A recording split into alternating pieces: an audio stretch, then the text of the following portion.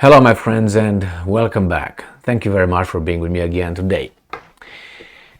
Being popular doesn't necessarily mean that you are right or you are good. And being unpopular doesn't necessarily mean that you are wrong or, you are bad. A good example of a popular person that was not good occurred in 1930s and 1940s, early 1940s, in a country in Europe, if you remember. And that person was very popular, but was not a good dude. And you can look at other examples of bad dudes or liars being popular, and you can look in certain countries. Anyway, I just a little introduction to Mr. Foreign Minister of Hungary, Peter Szijjarto, which I admire for his intelligence and balls that he's got. And he is very smart and knowledgeable. And I think he knows the psychology of the Western media weasels because he smacks them around all the time during interviews that I watch, and I urge you to watch them too. So what's going on here? He obviously makes some unpopular statements, and these are: U.S. involvement prevents Ukraine peace. That's what he says. Now, I know something like this would be very unpopular in certain free democratic countries, but I don't really care if it's popular or not. I mean, I would like the truth to be popular, but let's see if this is true or not, or this guy is just a weasel.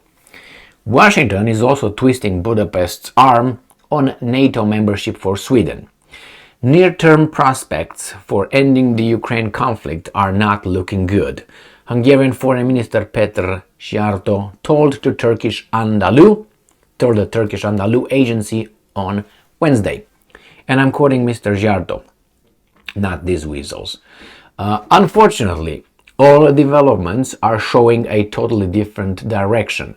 The weapons deliveries, the very open reference to nuclear capacities, the offensives against each other from the two sides, the Ukrainian soldiers being trained in European countries, the very deep involvement of the Americans.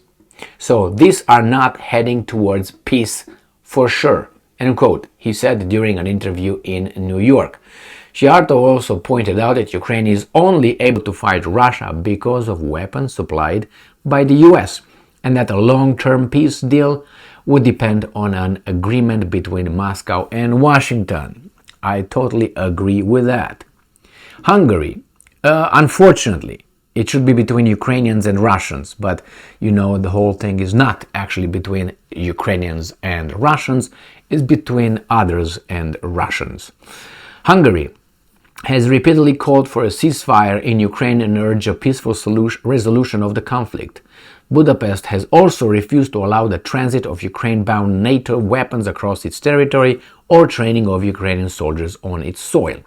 Late on Tuesday, this weasel, and I'm going to explain, I made a video on this, U.S. Senator Jim Risch, he's from Idaho. Oh, here it is, of Idaho, blocked the sale of HIMARS rocket artillery to Hungary, citing Budapest's delay in approving Sweden's membership in US-led military bloc. So that means you don't do what we want you to do, you're not gonna get these ones. But it's between Sweden and Hungary, it's not between the United States, Sweden and Hungary. As far as I remember, I thought the NATO is an alliance organization, is not US's organization, is it? Maybe I was just naive. And this, Idaho. I looked over the map. Idaho has a population of, I think, 1.9 million people.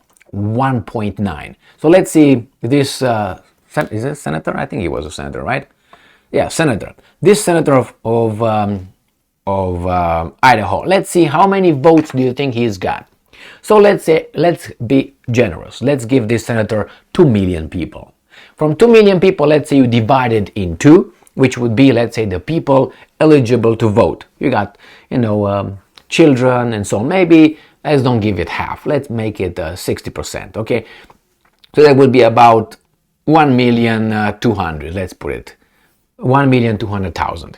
And from that, let's divide it by 2 people that really probably showed up to vote. 50%, it's a high turnout. So that would be what? 600,000 people went to vote. Out of 600,000 people, half of them vote for this guy, or more than half. That's about 300,000, 400,000 people. Remember, there are 2 senators. So he got voted as a US senator with about, let's say, 400, 500,000 people. That's how many people voted for this guy who makes a decision on a global stage for Hungary and NATO, because he thinks that this guy who was voted by this amount of people. Just think of the proportion. And this guy has the same value as a lot of senator who comes from, the state of New York or California, which, got millions of people voting for him. Now, I know that's the system. I know the House of Representatives has, according to the population, that's a different story. Senators, 2 of each state. I understand that. I just put it in a perspective to show you how this system allows one guy that was voted by, as I said, 600 at least, or about 600, that's 700,000 people. Not even, I can't give you that. I don't know exactly. I don't even care. Even if I give him 1 million, it's too much for him. It's almost impossible. But anyway, this guy is over there and he makes a decision hurting a country with people. I don't know, Hungary, it's about what, 11 million people country or something like that? In NATO, European Union, this guy. Why? Because he thinks that if you don't do what I tell you to do, something that's unrelated, we're not going to give you this. Threats, blackmail, regime change, intervention. This is the US's toolbox of diplomacy. That's why a lot of countries just want to join this kind of plantation style organization. Obviously not. So let's move on with this whistle further here. So, as the top Republican on the Senate Foreign Relations Committee, Risch is able to hold up the weapons deal worth an estimated $735 million and involving 24 HIMARS launchers and the ammunition for them. This guy right here. Hungary is not opposed to Stockholm's membership in principle, Szijjarto told Andalu, but the parliament in Budapest is taking into consideration the insults, quote unquote, and interference into the country's internal affairs coming from Stockholm, Sweden. So that means it's between us, not about you, US, but US, that's the way it is. I mean, if you didn't figure it out so far. Multiple Swedish officials have accused Hungary of, and I'm quoting, backsliding on democracy. They're talking.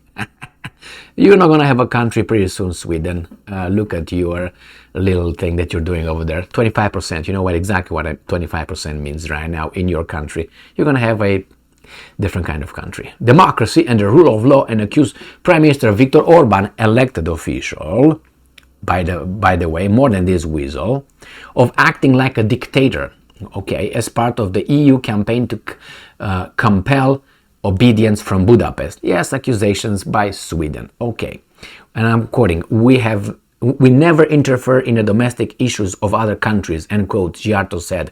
And I'm quoting again, such accusations give a reason to put this issue on hold for a while, end quote.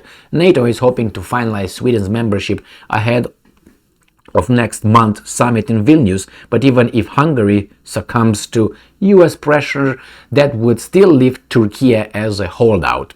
Ankara has repeatedly said that Stockholm needs to do more to implement the agreement reached last year involving the extradition of Kurdish activists accused of terrorism. So, Szijjarto and Hungary. Well, I'm a Romanian born, and I very much admire what Hungary is doing. Now, people familiar with Romanians and Hungarians would understand the meaning of what I said 5 seconds ago. So nevertheless, I admire courage, even if courage is directed against my interest, because courage is something universal. It's not something that is situational. Gigi is my enemy. If he's courageous, then I will call that something else. No, he's courageous. So the same with Szijjarto. These guys are not calling Szijjarto courageous or with witty or no. He's probably called this and that in the chancelleries of the big democracies of the world. In fact, Szijjarto is right. Now, what will be the alternative? He gave the alternative in other statements, saying ceasefire, both sides, and come back and talk. Well, the Ukrainians and the Americans tell the Ukrainians, actually, don't do that, because if you do that, that's their reasoning, you give Russia respiro, time to figure things out and recuperate. Like, it doesn't work both ways. It's not the same thing for the Ukrainians, if that would be the case. What time of respiro, relaxation gives that to Russians and only the Russians? Do you think they need it? I don't think they need it. But that's just a way of, saying, I want your property and I'm going to bring any kind of justification as illogical as possible to get it. That's what it is. It used to be in old days, or right now in certain areas where someone wants to beat you up, is going to find a justification. He doesn't like your shirt, or hey, your tone, hey, your eyes, you want you looking at me, man, and you go in and smack that guy. So the same here. No, we can't have a ceasefire because that would help the Russians, not the Ukrainians, just the Russians. But anyway, so Szijjarto, I think, hits the nail in the head. And he's right about it. But what's the alternative? I think he came with the alternative. They don't want to do it because I think the interests involved in all this thing in Ukraine still profit out of it. And when they will not profit, then they will, or it hurts their interest a little bit. You're going to see how they immediately will agree to things that they did not agree for, I don't know, a year and a half, 2 years. It depends how long and when that will occur. You'll see. They will just change just like this. Things that were not possible 2 days ago are possible right now without changing anything, apparently. The same thing with, you can see how the Americans were able to provide, not only Americans, the 30 countries that fight Russia and Ukraine were able to bring their weapons over there, any kind of weapons. I think 1 or 2 are missing: submarines, ships, and nuclear weapons. Anything else is over there: long-range missiles, short-range missiles, tanks, airplanes. They're there. Initially, if you remember, each and every time it was a discussion about sending some, escalating, bringing other kind of weapon in. It was, no, we can't do that. And each and every time they just did it. So that tells you what? No reliability. Don't trust them.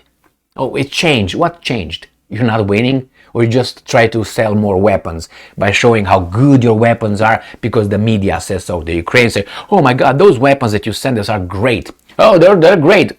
Buy one, get one free. It's just here it is. Business.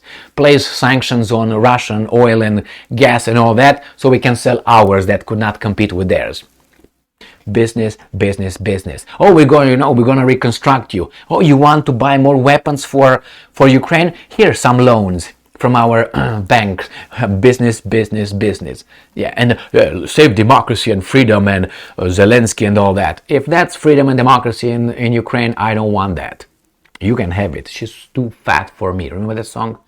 How is that? I don't want her. You can have her. She's too fat for me. It's a polka song or something.